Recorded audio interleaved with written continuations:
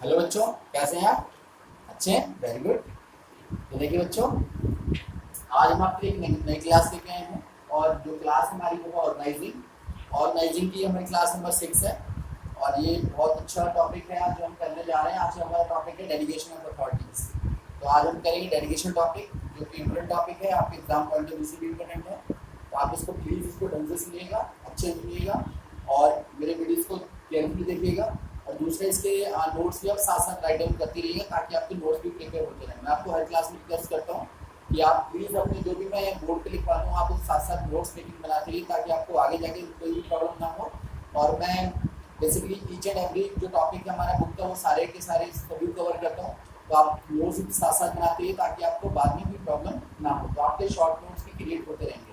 ठीक है बच्चे, तो हम बिना देरी किए हम टॉपिक पे आते हैं और आज का स्टार्ट करते हैं टॉपिक डेलीगेशन। तो देखिए बच्चे, बेसिकली डेलीगेशन का होता क्या है, डेलीगेट का मतलब क्या होता है। तो इसको पहले हम नॉर्मली लैंग्वेज में सीखते हैं कि डेलीगेशन का मतलब क्या होता है। तो डेलीगेशन मतलब तो बेसिकली ट्रांसफर। अब डेलीगेट करना यानी ट्रांसफर करना, ट्रांसफर यानी या किसी को ग्रांटिंग करना या किसी को ग्रांट करना। तो बेसिकली इसमें क्या होता है, डेलीगेशन ऑफ अथॉरिटी होता है। बेसिकली पूरा जो वर्ड है वो है डेलीगेशन ऑफ अथॉरिटी। तो डेलीगेशन में क्या होता है कि बेसिकली हम लोग अपनी अथॉरिटी को, जो एक फर्म और बिजनेस होता है, तो वहाँ पर डेलीगेशन मीन्स क्या है कि अगर मुझे कुछ भी काम करवाना है अपने सबऑर्डिनेट से या फिर अपने जूनियर से, अगर मुझे कुछ काम करवाना है तो क्योंकि देखो होता है क्या, बेसिकली फर्म के अंदर, बिजनेस के अंदर जो हमारा ऑर्गेनाइजेशन गोल होता है वो तो बहुत बड़ा होता है। उस गोल को फुलफिल करने के लिए अगर सोचे कि कोई एक पर्सन है, कोई एक इंडिविजुअल उसको फुलफिल कर ले तो never possible.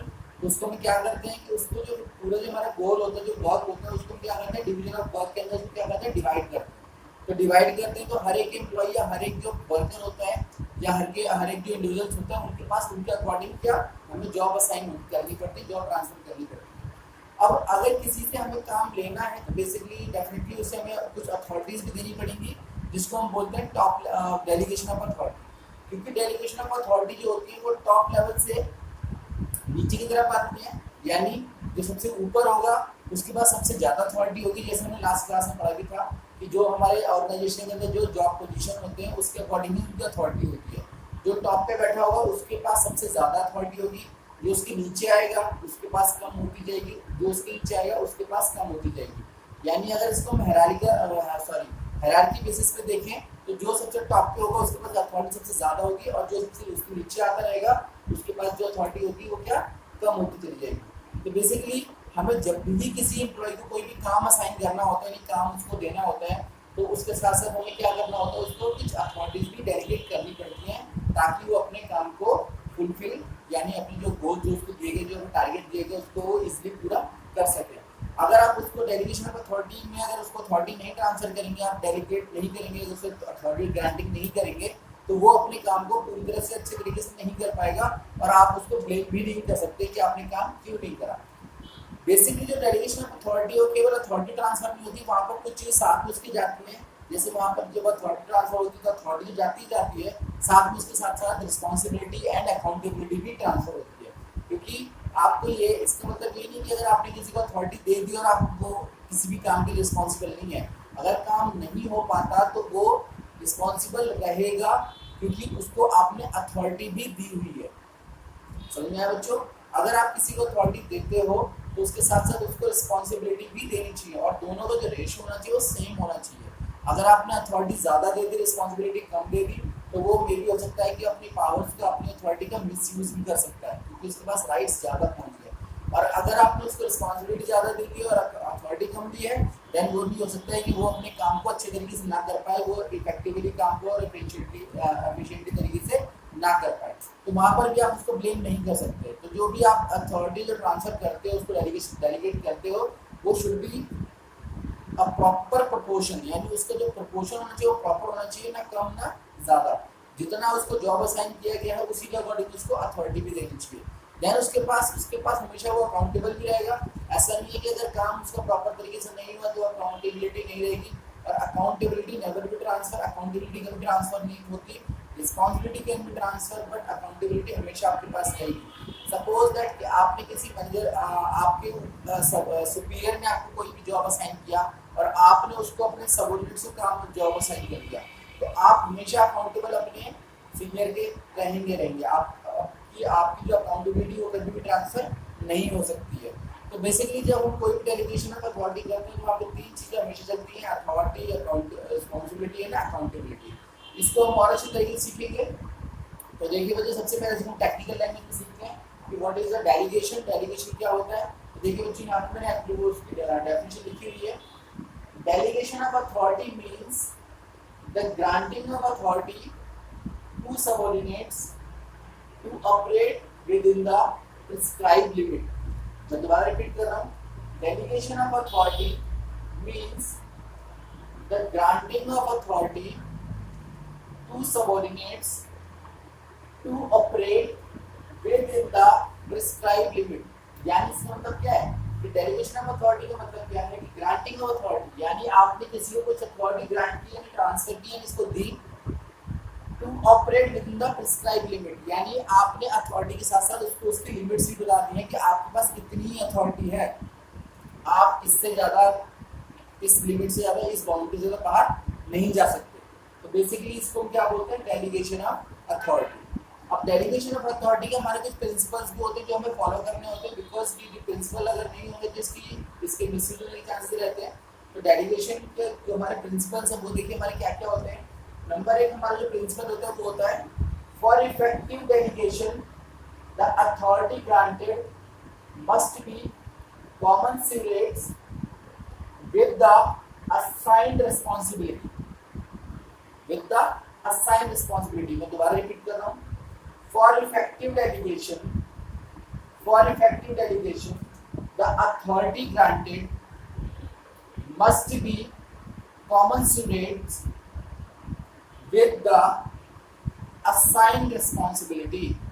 assigned responsibility means इसका मतलब क्या है कि जो भी आप डेलीगेशन ऑफ अथॉरिटी यानी आप अथॉरिटी ट्रांसफर कर रहे हो वो must be commensurate with the assigning responsibility, यानी जो भी आप उसको अथॉरिटी दे रहे हो उसके साथ साथ जो रिस्पॉन्सिबिलिटीज है वो भी क्या होनी चाहिए, उसके इक्वल होनी चाहिए, वो कभी भी इससे ज़्यादा कम नहीं होनी चाहिए। जैसे कि मैंने आपको पहले बताया है कि अगर आपकी रिस्पॉन्सिबिलिटी कम होंगी तो जो आपका सबऑर्डिनेट है जिसके पास आप अथॉरिटी ट्रांसफर कर रहे हो वो अथॉरिटी ये पावर का मिसयूज करेगा, और अगर आप उसको रिस्पॉन्सिबिलिटी ज़्यादा दे रहे हो, अथॉरिटी कम दे रहे हो, तो वो अपने जॉब्स को यानी अपने काम को वो प्रॉपर तरीके से इफेक्टिव या फिर एफिशिएंट तरीके से नहीं कर पाएगा। ये बेसिकली बहुत जरूरी चीज़ है। जब भी आप अथॉरिटी ट्रांसफर करो तो there should be a proper balance between the authority and responsibility. It neither be create more than or less than. इसको ना कभी ज़्यादा करो ना कभी कम करो, वो हमेशा इक्वल टू प्रोपोर्शन होनी चाहिए ताकि सबऑर्डिनेट को काम करने के लिए प्रॉपर अथॉरिटी मिले और वो प्रॉपर एफिशिएंट तरीके से और इफेक्टिवली अपना काम कर सके। Now the second, delegation does not means abdication. Abdication का मतलब ये होता है कि अगर आपने सपोज करो कोई चीज डेलीगेट कर दी किसी को, अगर आपने कोई चीज सपोज करो किसी को डेलीगेट कर दी तो ऐसा नहीं है कि आपने आपकी रिस्पॉन्सिबिलिटी खत्म हो गई, आपकी रिस्पॉन्सिबिलिटी कभी भी खत्म नहीं होती है। यानी अगर आपने सपोज दैट कि मैंने किसी को अपना जॉब ट्रांसफर कर दिया या असाइन कर दिया या मैंने किसी को अथॉरिटी ट्रांसफर कर दी तो मेरे ऊपर जो रिस्पॉन्सिबिलिटी जो ऑलरेडी है वो कम नहीं होती है, वो तब भी उतनी की उतनी ही रहेगी। यानी आपने अथॉरिटी ट्रांसफर की है लेकिन बट आपकी जो रिस्पॉन्सिबिलिटी है वो उतनी की उतनी ही रहेगी, रिमेन सेम रहेगी, क्योंकि मुझे अपने सुपीरियर को जो जवाब देना है, जो मैं उसके लिए जिम्मेदार हूँ, यानी जो मेरे पास जो ऑब्लिगेशंस हैं वो सेम टू सेम रहेंगे, वो कभी कम नहीं होते। तो यहाँ पर इसका मतलब है कि delegation does not means abdication, यानी ऐसा नहीं है कि अगर आपने किसी को कोई जॉब असाइन कर दी या फिर आपने डेलीगेट कर दी तो आप फ्री हो गए। आप कभी भी फ्री नहीं हो सकते। आप हमेशा आपके ऊपर एक ऑब्सोल्यूट रिस्पॉन्सिबिलिटी हमेशा रहेगी, जो हमेशा ऑब्सोल्यूट होती है, जो कभी भी ट्रांसफर नहीं हो सकती। ठीक है बच्चे, तो ये हमारा सेकंड था। थर्ड में है the authority granted to the subordinate can be taken back and redelegated to another person. हाँ, अथॉरिटी का मतलब ये भी नहीं है कि अगर आप डेलीगेट कर दी किसी को तो वो हमेशा उसके पास फिक्स हो गई, क्योंकि डेलीगेशन ऑफ अथॉरिटी कभी भी फिक्स नहीं होती है।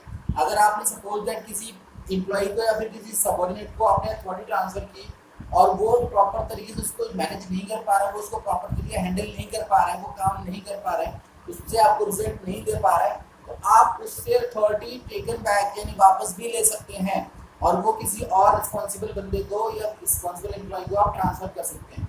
तो ऐसा नहीं है कि अथॉरिटी आपकी हमेशा फिक्स हो जाती है किसी के साथ, अथॉरिटी कभी भी फिक्स नहीं होती, वो कभी भी आप टेकन बैक यानी वापस ले सकते हैं और किसी दूसरे एम्प्लॉय को ट्रांसफर कर सकते हैं जो कि उसके लिए कैपेबल है। ठीक है बच्चे, ये थे आपके प्रिंसिपल्स ऑफ डेलीगेशन। देन इसके बाद हमारे आते हैं elements of delegation. Elements of delegation में क्या आता है, मैंने आपको पहले बता चुका हूँ कि जो डेलीगेशन ऑफ अथॉरिटी होता है वो कभी भी अकेला नहीं चलता, तो तीन चीजें एक साथ चलती हैं हमेशा, authority, responsibility and accountability. Authority क्या है, right to command his subordinate, यानी आप अपने सबऑर्डिनेट को कैसे कमांड करोगे, उसको आप कैसे ऑर्डर करोगे, ये आपका क्या बन जाता है, अथॉरिटी बन जाता है। तो अथॉरिटी में हमेशा वो साथ साथ चलता है। दूसरा, अगर आपने किसी को अथॉरिटी ट्रांसफर की है तो आपने साथ साथ उसको रिस्पॉन्सिबिलिटी भी दी है, इवन आप भी रिस्पॉन्सिबल रहेंगे अपने सुपीरियर के लिए, और आपके लिए आपका जो सबऑर्डिनेट होगा वो हमेशा रिस्पॉन्सिबल रहेगा। बेसिकली सेकंड में जो हमारी आती है रिस्पॉन्सिबिलिटी यानी obligation to perform an assigned task, यानी जो आपने जो टास्क मिला है उसको पूरा करने की जिम्मेदारी वो आपकी है, क्योंकि जब आपको अथॉरिटी दी जाती है तो अथॉरिटी के साथ साथ वहाँ पे आपके साथ रिस्पॉन्सिबिलिटी भी क्रिएट हो जाती है, तो आप उस काम के लिए क्या बन जाते हैं, रिस्पॉन्सिबल बन जाते हैं और आपको रिजल्ट देना ही पड़ता है, क्योंकि अगर आप रिजल्ट नहीं देते हैं तो आपसे अथॉरिटी वापस भी ली जा सकती है, तो इसलिए अथॉरिटी के साथ साथ आपकी रिस्पॉन्सिबिलिटी भी साथ ही रहती है। और जब रिस्पॉन्सिबिलिटी रहती है तो उसके बाद क्या होता है, उसके बाद आपकी अकाउंटेबिलिटी बन जाती है, यानी अगर आपकी किसी चीज़ की जिम्मेदारी है तो उसके लिए आपकी फिर जवाबदेही भी बन जाती है, यानी अगर आपने किसी भी चीज़ को पूरा करने की जिम्मेदारी ली है या फिर आपको जिम्मेदारी दी गई है तो आप उस काम के पूरा ना होने पे आपकी पूरी जवाबदेही यानी पूरी अकाउंटेबिलिटी भी अराइज हो जाती है, अकाउंटेबिलिटी भी बन जाती है। तो बेसिकली अथॉरिटी जो बॉन्ड करती है वो किसको करती है, वो करती है रिस्पॉन्सिबिलिटी को, एंड जो रिस्पॉन्सिबिलिटी जो बॉन्ड करती है वो किसको करती है, अकाउंटेबिलिटी को। तो basically these are three are the elements of the delegation of authority. तो बेसिकली आपको ये तीनों चीजें सीखनी है, तरीके से पढ़नी है इसको, और अच्छे तरीके से आप पढ़िए इसको, जो नोट्स और आप और एक्सप्लेन तरीके से और अच्छे तरीके से इसको बनाइएगा।